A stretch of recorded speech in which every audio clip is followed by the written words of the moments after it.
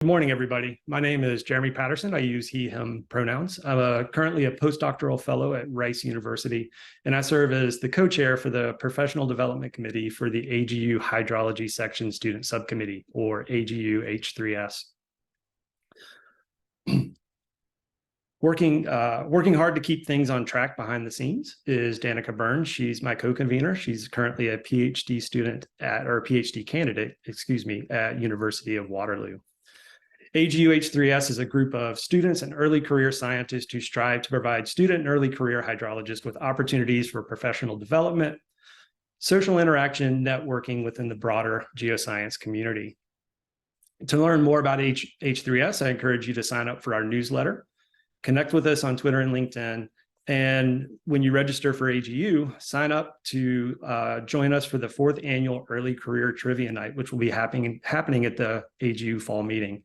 You can find out details about how to do all of this at the AGU H3S website through the link in the chat. One of the large professional development activities that H3S does every year is this annual Navigating Academic Water seminar series in collaboration with CWASI. The goal is to assist early career hydrologists identify and carve out paths to achieve their individual career goals. The theme of this year's seminar series is Finding Your Niche. Today's seminar, the what, why, and how of building your research brand, is built to discuss a crucial aspect of a scientist's career, building their research identity to broadcast expertise associated with specific topics and enhance their visibility. Just acknowledging up front that the discomfort that might come from the phrase personal brand. When we say personal brand, we're referring to the unique identity that you carry into work, conferences, and even out into larger society through social media or outreach events. It's a multifaceted identity that encompasses your research, your advocacy, and everything that you do related to your research. In the process of prepping the webinar, the topic or the phrase personal brand elicited a range of responses from enthusiasm to skepticism.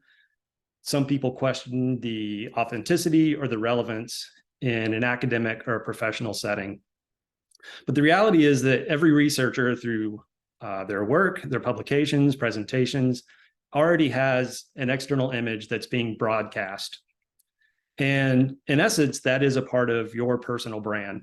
And we believe that students and early career researchers who are proactive and intentional about shaping that image do a better job of distinguishing themselves from their peers. It can also help early career researchers. Developing this personal brand can help early career researchers to foster communities of like-minded researchers and professionals.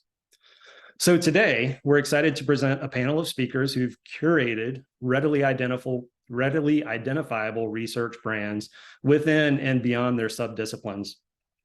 We have a list of topics that we're going to use to help guide the conversation over the next hour.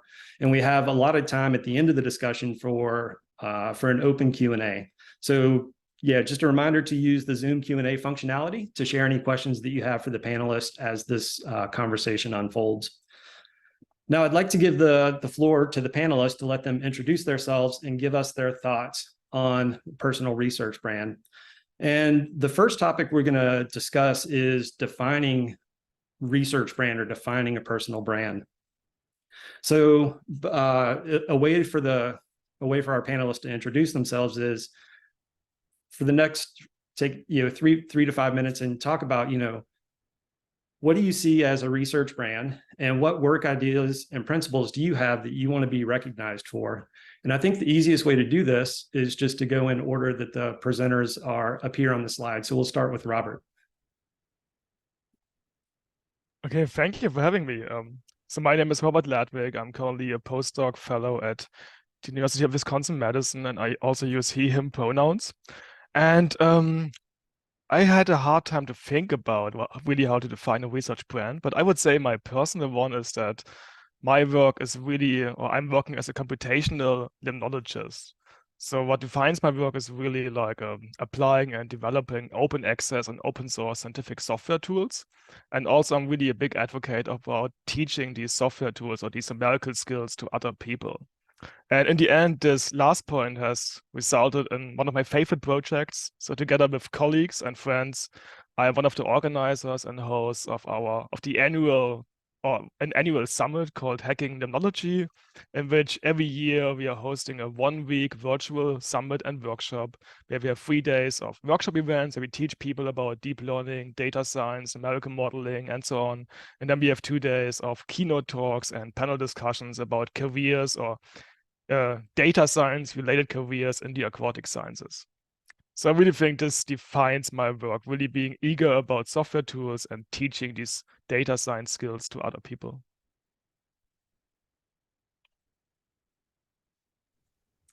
Amazing. My name is Emine Fadon. I am a current assistant professor at the University of Tennessee and use she, her pronouns. And I think research brand can be defined in two ways. I think there's two different components that kind of make up your research brand. And I think first, that is the unique expertise that you have, your unique and independent research field and domain. And then I also think it's what you're recognized for. So for me, the kind of independent research that I do, that I'm kind of known for in my field, is I do database analytics and modeling related to water resources. However, what I'm known for isn't necessarily that. So my following on Twitter, for example, kind of knows me as more of a geospatial and GIS gal. And my colleagues at the university kind of know me as also a geospatial and GIS savvy gal. Who does a lot of applied research. So a lot of the research questions I ask is oriented towards how can we address questions that our producers, our farmers, our local underserved communities, how can we address these water resource questions and issues that they're having? So a lot of applied work, and it's really broad. So a lot of people just end up using my analytical expertise for that, even though my personal research identity is a little bit different than what I'm known for. So for that, I would just kind of say that there's two components that kind of make up what your research brand is. And that's not just your independent research, but also what you're known for when people see your name on the internet. And I'm sure Emily could share a lot about that because she has something really unique about herself that she is known for on the internet. So Emily, would you like to share that? Yeah, so I'm Emily Fairfax. I also use she, her pronouns, assistant professor in geography at the University of Minnesota and an affiliate with the St. Anthony Falls Lab. And I think I got a research brand before I tried to get one by making a stop motion video about beavers and wildfire, and then proceeding to pretty much never stop talking about beavers to anybody that had questions. So when I think about research brand and working on it and curating it, it's a lot of what I study, which is beavers, but also how I'm presenting that and the way that people interpret me as a scientist becomes my research brand. And so I think my research brand has become quite SciComm focused and very public outreach and engagement focused, which I love. But I don't think maybe 6 or 7 years ago, that's what I was like scheming to make happen. It just sort of happened and I leaned into it. So I would say research brands can be things that you curate, but also things that you're constantly sort of like pruning and shaping as they grow independent of your specific efforts.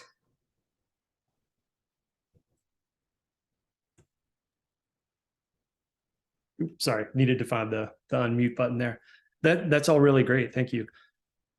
Emily, I'd like to follow up. I'm kind of curious. You unintentionally developed this brand around beaver research. Do you see any unintended consequences that have come out of like shaping this beaver identity? Yeah, totally. There's a lot that I didn't know would come along with becoming a beaver person. I now in crowds respond to, "Hey, beaver girl," because who else would they be shouting that out? But in all seriousness, I don't know if I would use consequences so much as perks. I have made so many connections that I personally would not necessarily have thought out, like I should reach out to this watershed council, and then this person in this watershed council knows that person with this state legislature, and that person can help me really connect with on-ground practitioners. Like I didn't even know how to start setting up those networks, but because I had such a concrete identity, like I study beavers, I dedicate a lot of time to studying beavers, and I like to talk about them. I made just this huge professional network. Maybe on the consequence side, my email rapidly went from being something that I can manage to something that I feel permanently guilty about because I'm always 2 weeks behind on email, and I don't like to do that. So it's a lot of interaction, I think, is maybe the consequence there, is that there's always this flow of interest in talking about beavers that I genuinely want to engage in, but it can be a lot sometimes. And if there's like a big news story about beavers, or like London just released their first beaver in the city limits in a long time, and that just like spurs a lot of these conversations that are very exciting, but can be distracting from the core of my research, was the actual studying of the beavers.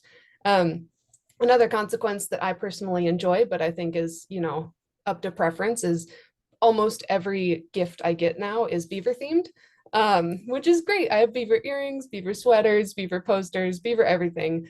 And it's made my office quite beautiful. I can decorate with all of these things, and everything has a little memory of the person who sent it to me, or the time and place that I received it. But if I'm ever like, yeah, I would love to just have some socks for Christmas, like those socks are going to have beavers on them. Like it follows me outside of my purely professional life into my personal life. So I do have to be intentional about carving out times and places that are not for beavers, because they find their way into most things. Emily, if I could follow up with you, one thing when you were giving your introductory remarks you didn't touch on was your artwork. If I dig through your personal website, you do have artwork featured, and it's not general artwork, it's very hydrologic focused. Is that something that you consider part of your brand? Is that a creative outlet? So I don't, that's a good question. I don't know that people see that as part of my brand, although more and more people have been bringing it up and mentioning it. So, maybe it is part of my personal brand, because I will get emails sometimes from people who I'm trying to connect and network with, who will bring up that they looked at my website and saw some of my artwork and wanted to buy some. So I'm honestly really surprised, delightfully surprised that it's garnered so much attention, because it's honestly just kind of a creative outlet for me. I've always been really interested in using art to appreciate our natural environment. And so I've, done that to kind of draw inspiration regarding like just the environment around me. I can use it to highlight different environmental and conservation issues. I took a climate change communication science class, and it would, for that class, I had to generate a lot of artwork that kind of highlighted and raised awareness regarding scientific issues such as climate change and loss of biodiversity. And so it's just kind of a creative outlet, but it also really touches on what I'm passionate about as well. And apart from just the artwork I have on my website, I put a lot of effort into artwork that I use in my research as well, that I should probably add to that section of my website, since people are actually looking at that. But I think artwork comes in different forms, like infographics and diagrams and illustrations. Like I think that's a really important form of art in my field, because it helps us visualize like different and complex scientific concepts. And a lot of the times our environment is really complex and there's a lot of feedback loops. And so I think, creating those different types of artwork that can help us visualize these really complex systems is important for garnering attention and raising awareness for these different environmental issues that I mentioned. So it serves multiple purposes. I guess it is part of my, kind of my research brand. I will say, I also consider remotely sensed imagery artwork as well. And so this isn't something that's on my website, but this is something I like to post on Twitter a lot. Is I will sometimes do a geospatial Sundays post where I share something like related to remotely sensed imagery, like a really pretty picture of a delta or a plume of Black River effluent going into the sea, or I'll share rice fields and like rural China, just cool, geospatial pictures that I consider artwork as well. And that also kind of is part of my research brand. And I think Danica would agree that that really helped me kind of set myself apart in our field, is just using different avenues and different types of artwork. Awesome. Thank you. So the title of the webinar is, the what, why, and how. So there's, we've talked about the what, and I think another interesting question, and Emily, you kind of talked about this when you were talking about some of the perks that come with being identified with beavers. But I'll throw this to Robert first. Thinking about the why it matters to develop this identity. So you mentioned hacking limnology. Thinking about the opportunities that have come your way because of this research identity that you've built, from hacking limnology and some of the other open source tools that you've been focused on, and even the community education piece. That's a good question. So I mean, with technology, we really wanted we noticed that people are having a hard time to go from the basic knowledge to like the intermediate knowledge steps. So really to go from basic data science techniques, so loading data, doing statistics, maybe doing some machine learning, really to building their own process-based models, doing their own 1D model calculations, doing their own heat fluxes, or even doing their own deep learning models or more advanced techniques. And we really noticed also, like in previous meetings, so I was part of this early career network where we tried to engage the community in having more modeling expertise. And we met every year, and then COVID happened and the pandemic happened and we couldn't meet anywhere. And at the same time, also friends of mine who wanted to do a session proposal or a big conference session, this was also canceled. And then we joined forces together.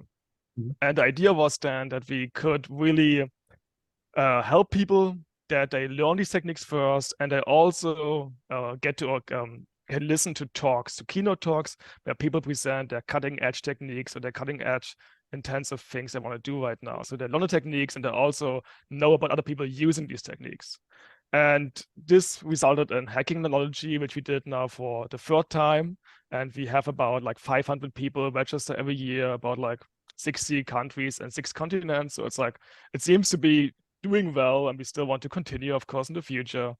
And the interesting thing for me that resulted from this, that I got to know so many people from all over the globe who all have like the same questions, the same problems. They all want to get to learn this technique, but don't know where to start. And then what we do normally is we come together, we have like small groups, small working groups, and we can talk about ideas. We just brainstorm the next step. Sometimes people also sit together afterwards, they exchange emails.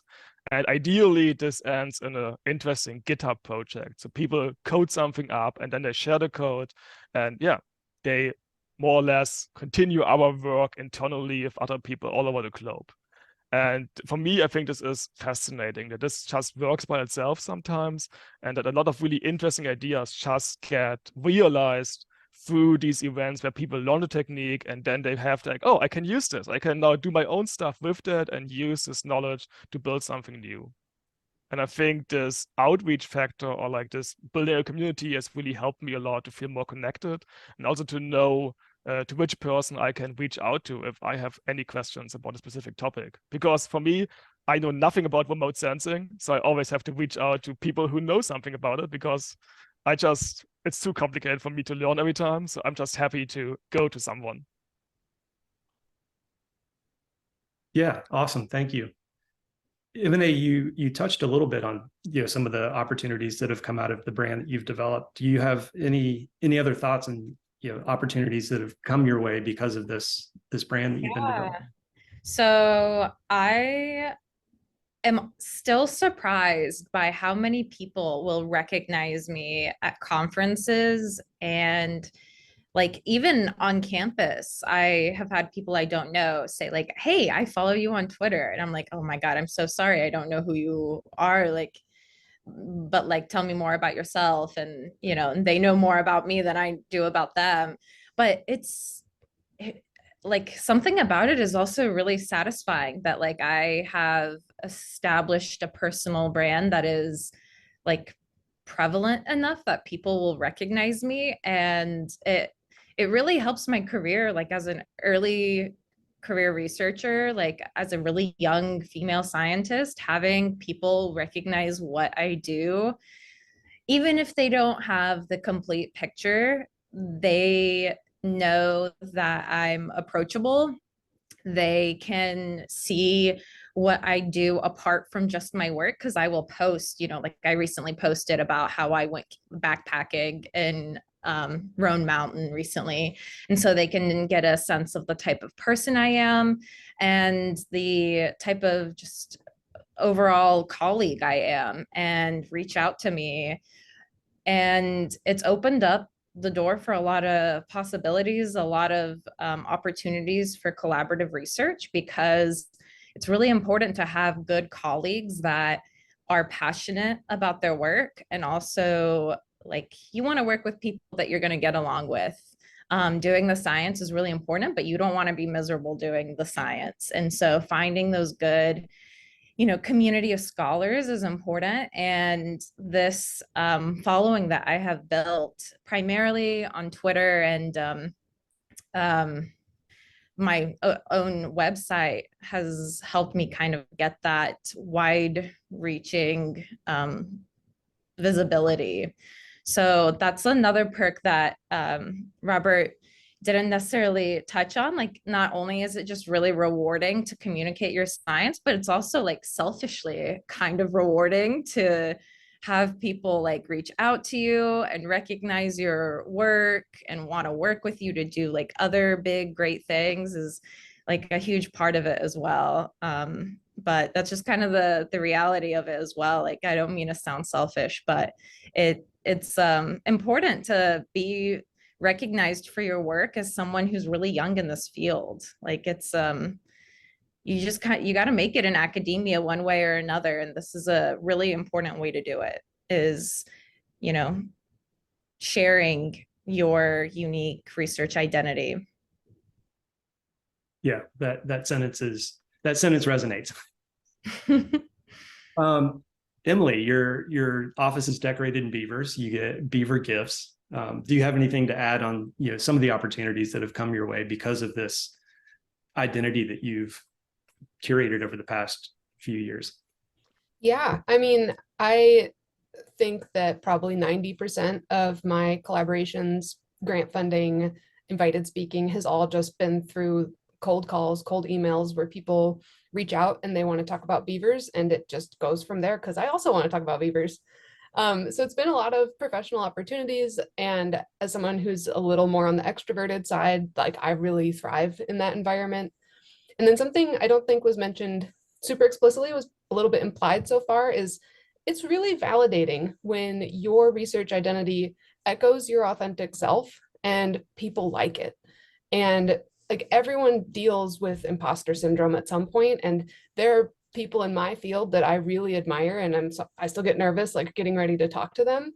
But knowing that like I also have a research brand and I have people that reach out to me and want to talk to me, it's like just that little boost of confidence I need sometimes to send a cold email to one of my heroes in the field and start talking to them. So it's like just a little boost when the imposter syndrome comes calling. It's like, yeah, okay, we all feel that, but so-and-so emailed me to talk about beavers, so I can email this person the same way because it worked on me. So hopefully it works on them. And it's been really effective that way. I've built some incredible mentoring relationships and mentee relationships through my professional brand. Awesome. So we're going to transition now. We've talked a little bit about what the brand is and why it matters. The thing we haven't talked about, and we're going to devote a large portion of the conversation to, is the how, right? So how do we actually curate this brand, or how do we build this presence that we want to convey to the outside world? And so I think M&A, maybe we'll start with you this time. So what are some strategies that you would recommend to mentees that you have that are just starting out and they want to build a specific research brand or research identity? So I would recommend finding your preferred platform and engaging heavily. So whether it is LinkedIn, I have colleagues that use TikTok. I have colleagues that use Twitter. Personally, Twitter is my preferred avenue just because that's what I've been using the longest, and I've really built a strong professional network from Twitter. And I would just suggest like really heavily engaging.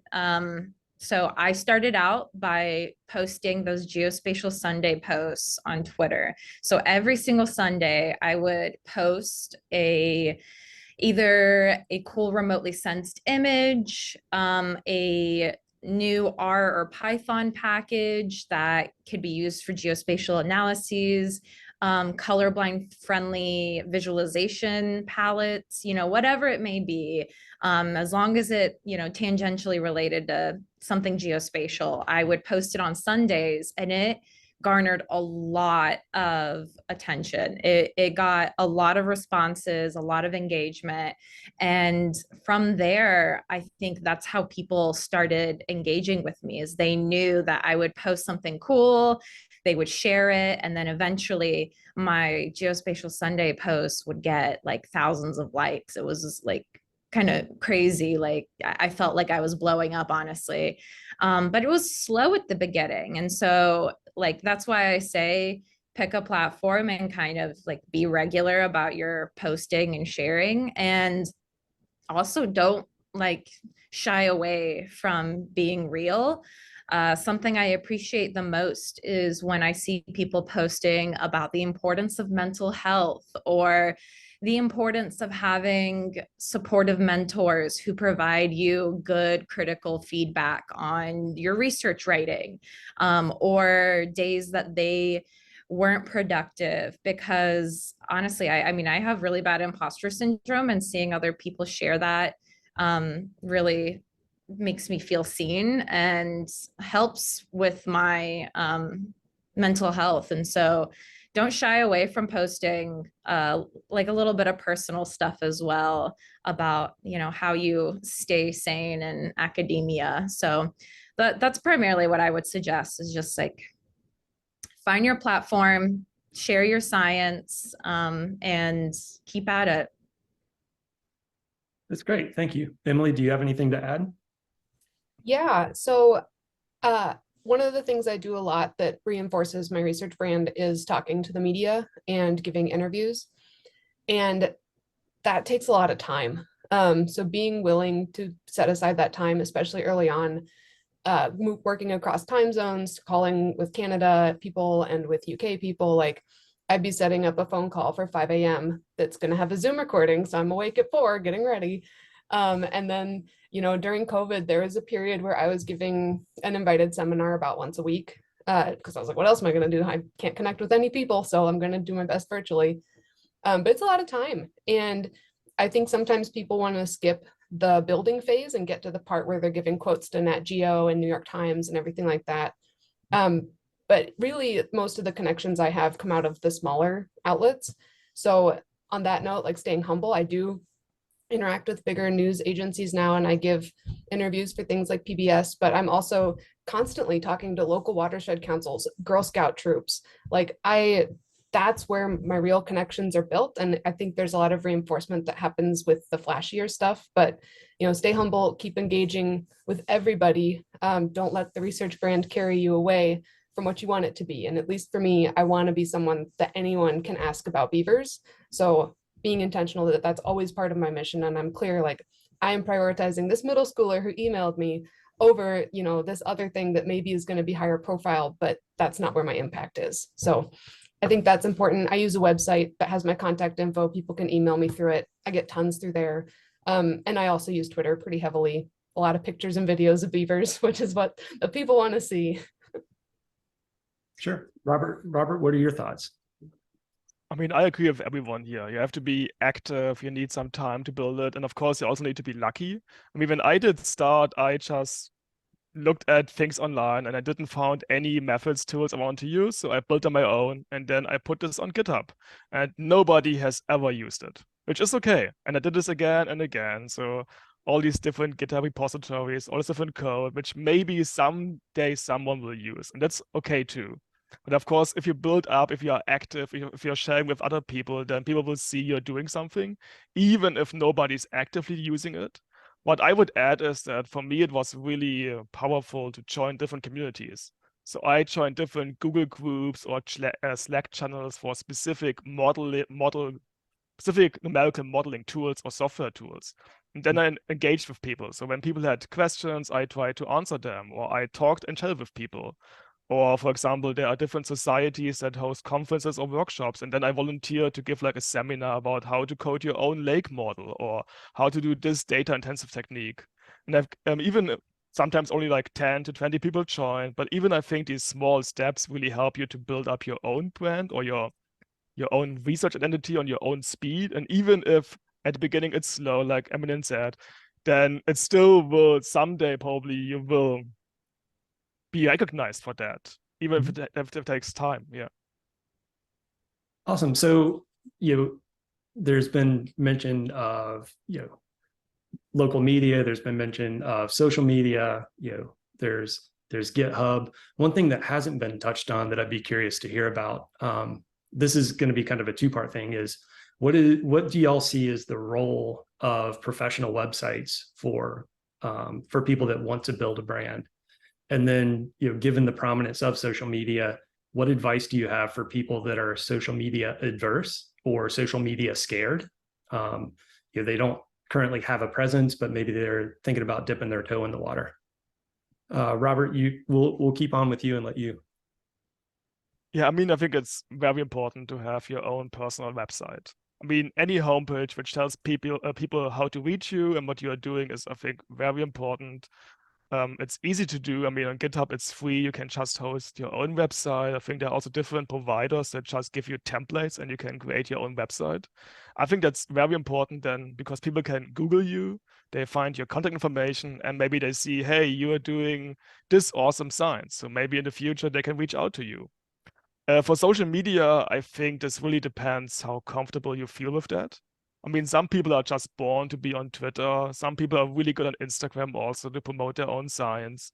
I think it doesn't hurt to do this, but I can see that many people or some people don't want to do this. So for me personally, I did start Twitter very late on my side, from my scientific side.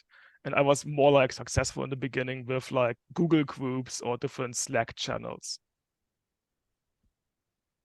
Emily, what thoughts do you have? Personal website is extremely important. That is the one place you control everything. Nobody can spin the narrative. Nobody can change your words. You're the one doing the typing, posting the pictures. And as you do grow your brand, like there will be other things that your name pulls up on Google. And if you can have a really well-designed website and think about search engine optimization, you can always be that top hit. The first thing people see when they Google you is what you are controlling.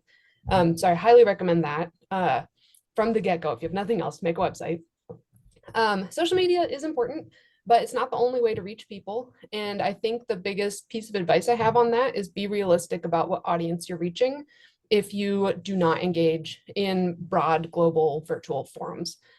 You can go on other kinds of places that you can engage globally, but if you don't want to do that, which is 100% okay, it's going to be a lot more on-ground work to build up to a global audience and those global connections. I don't know, maybe you like cold call people out of a phone book, but how else would I reach somebody in Saskatchewan? I don't know. That's what social media let me do. So I think it takes a little bit more creativity if you're not going to use it, but there's a lot of creative people out there and there's a lot of room for alternative ways of engaging a broader audience. So be ready to do interviews and travel and be social and extroverted about your research in those physical in-person settings if you're not going to use that virtual platform the same way. Yeah, no, that's all great. M&A, you have a website and Twitter active. What advice would you share? So I'm going to echo what everyone else has been saying. A personal website is very important because when people hear your name or people see your photo on the department website, they immediately look for your personal webpage. Immediately. Like that's what they're looking for. They don't, care about which building your office is located in. They want to see your personal website. And Emily made a very valid point about how you are in complete control, like no one else can spin it, and you outline things how you want them to be represented and how you see yourself. And so 100% create a personal website, maintain it, keep it updated. I think that's really important.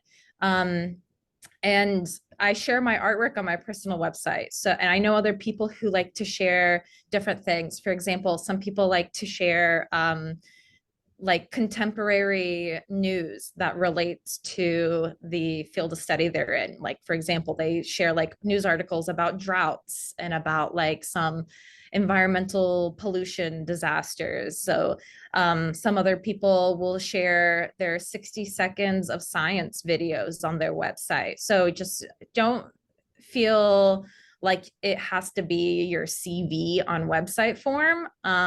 You can get creative with it.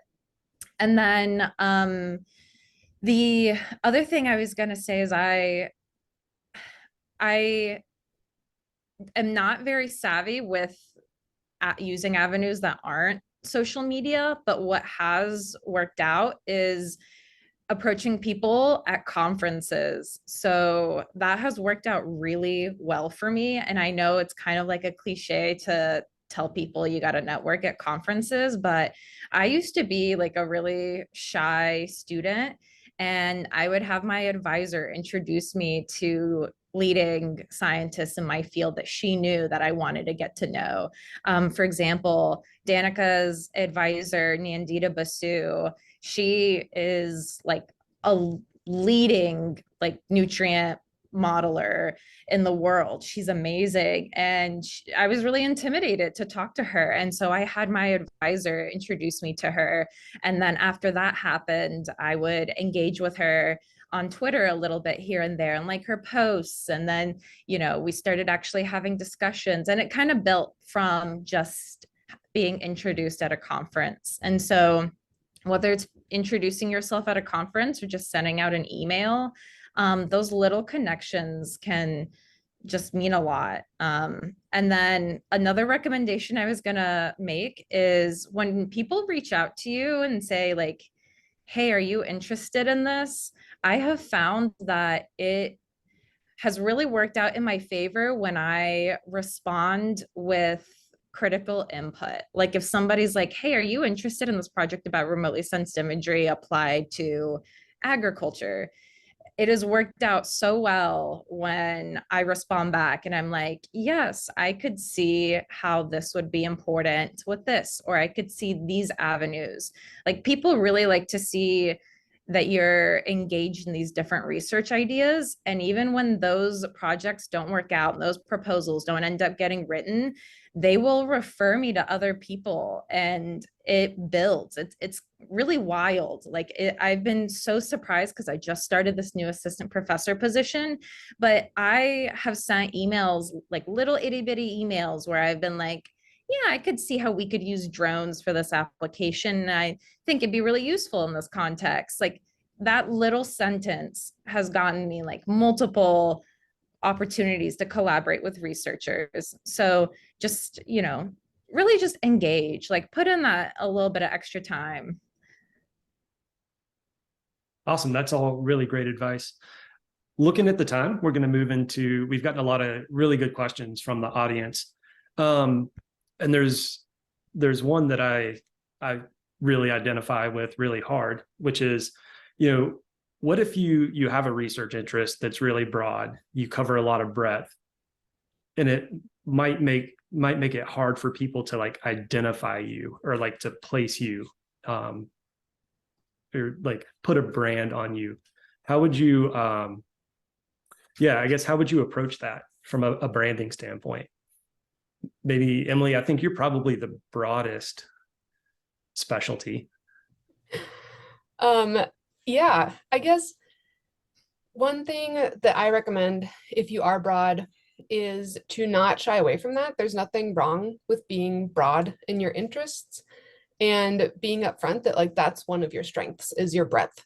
And if you can showcase your breadth through images, through videos, I mean, that just resonates even more. I think there's this idea that people with PhDs especially are extremely super hyper specific and you have to be that way. And in some ways, beavers feels like that. But in other ways, like there's so much about beavers that's all over the place and every other discipline is involved in it that it's simultaneously the broadest and the tiniest topic. So just really being upfront, like I am a broadly trained eco-hydrologist and I'm really interested in ecosystem engineers, rivers, climate change, and then funnel yourself down into maybe a smaller list of the more specific topics. Even if you list out 5 or 6, I think one of the challenges when you come in and you're like, yeah, I'm a river person, is people don't know how to engage back with you. Because if they say the wrong river topic, then it feels like kind of a stall in the conversation. So if you say like, yeah, I'm a river person and I really like gravel and coho and the establishment of willows, then those are 3 things someone can try to talk to you about. Like you have to be very intentional about setting people up for success in their interactions with you. If you are very broad and you want it to feel smooth.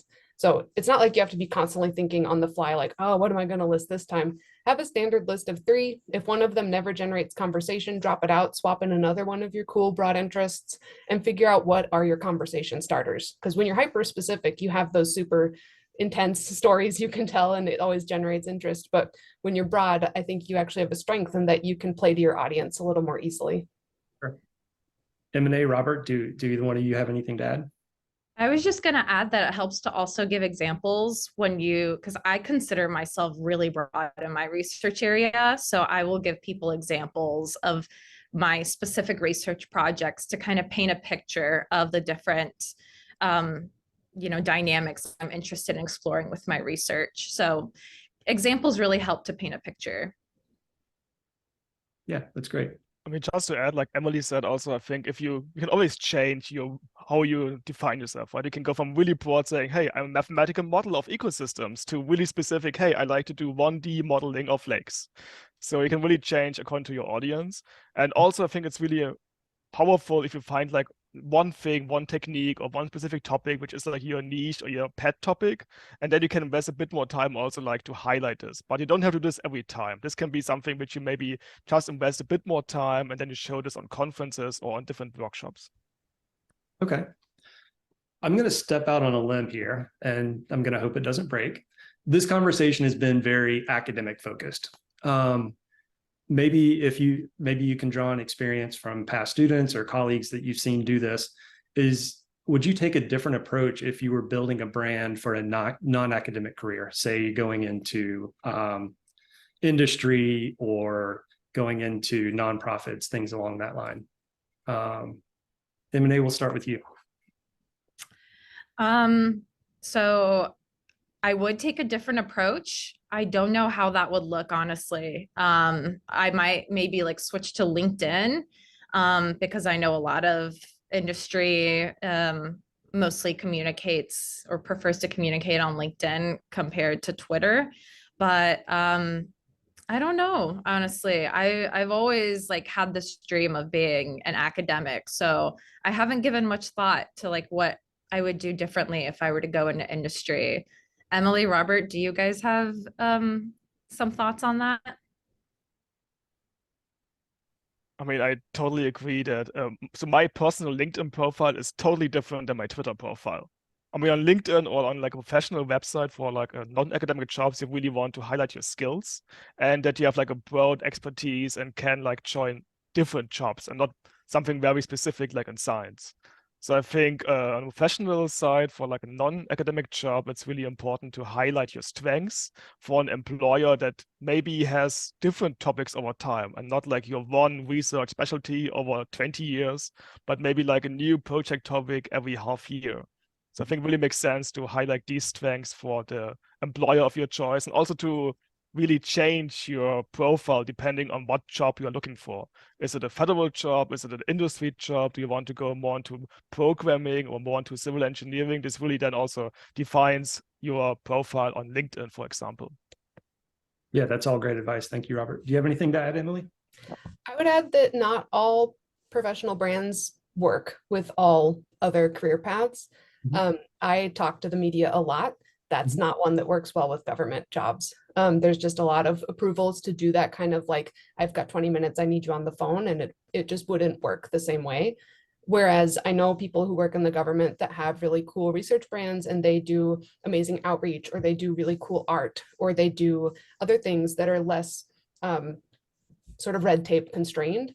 That being said, if you're in a nonprofit, maybe you even turn it up further because you are seriously advocating for something and you don't have to be so cornered into the unbiased scientist role. So thinking about how the brand you want to develop fits the career you're going for and making sure they match up, because otherwise I think you'll find disappointment in that what you want to be is not matching the environment that you're in.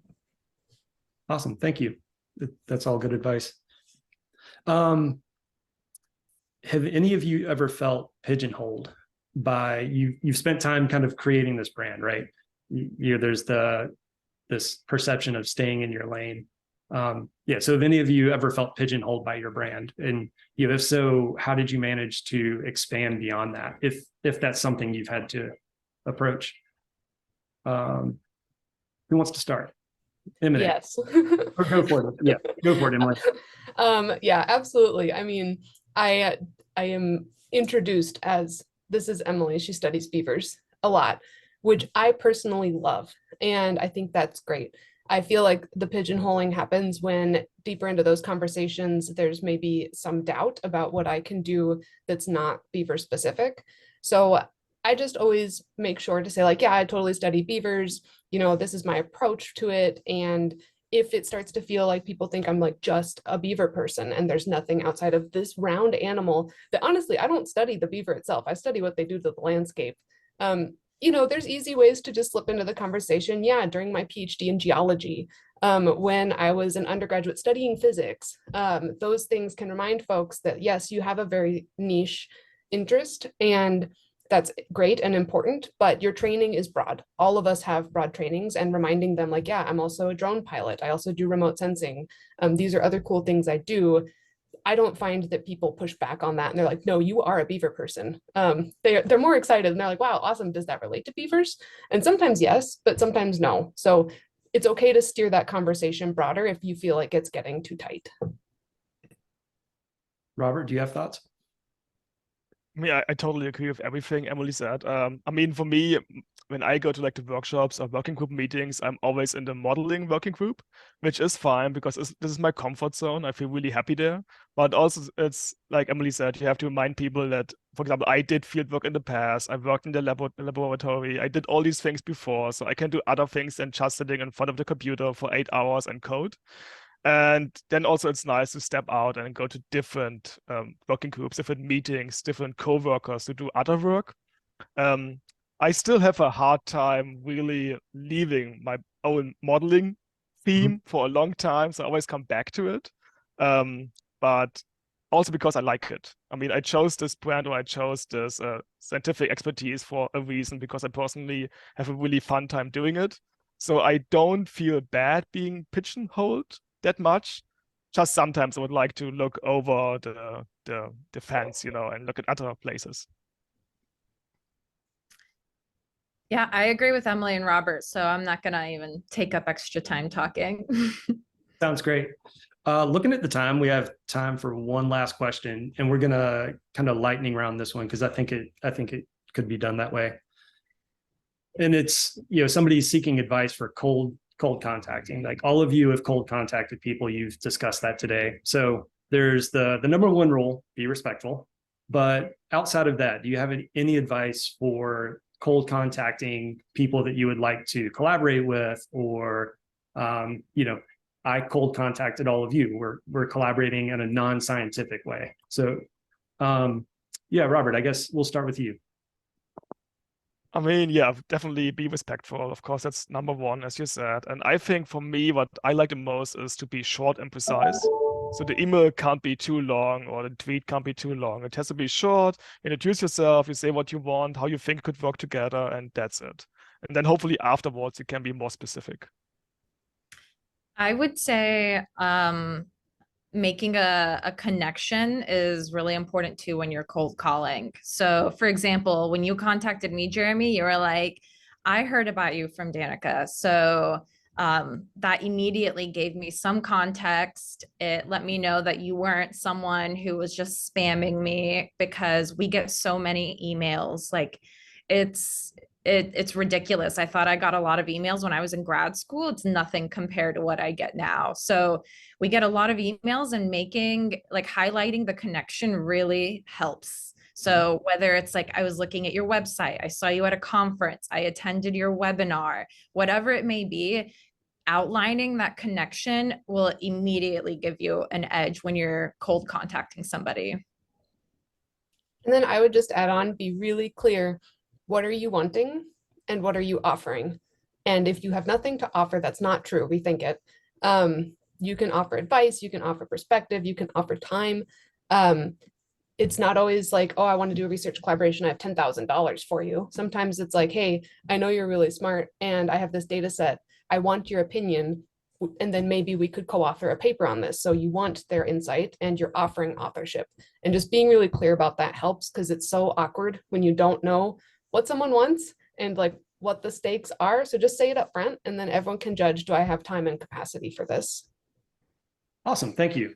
This has been a really great conversation. I want to thank you all for the advice that you've shared. It's been really great, really helpful. I've been excited about this all summer. I'm glad to see that it finally happened. We're coming up to the end of the hour, so we're going to go ahead and cut it off here.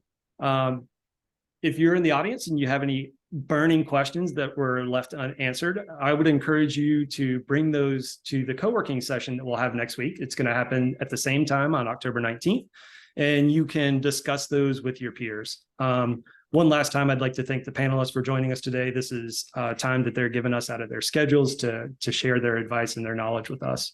I'd like to thank everybody that dialed in and engaging in the discussion. A lot of great questions were asked today. And then also Kawasi, just thank you all. Thank you to the organization for your continued support. This has been 5 + 6 years that we've been collaborating with them to host this seminar, and we're just really grateful for that and the service we can provide to the community. So I hope everybody enjoyed the conversation today. We look forward to seeing you at the same time next Thursday for the co-working session, where we're going to focus on, and you'll have the opportunity to start identifying and developing strategies to build your research brand in a communal working environment. And we'll be using some resources that are available up on HydroShare to kind of frame that working session. Finally, just want to put one last plug in for the last seminar of the Navigating Academic Water series, which will happen on November 9th at the same time, 1 to 2 o'clock p.m. Eastern Daylight Time. And that seminar is going to be developing effective mentor relationships. We look forward to seeing you all there. Have a great afternoon. Thank you all. Thanks for inviting us. Yeah. Thank you so much. Thank you all.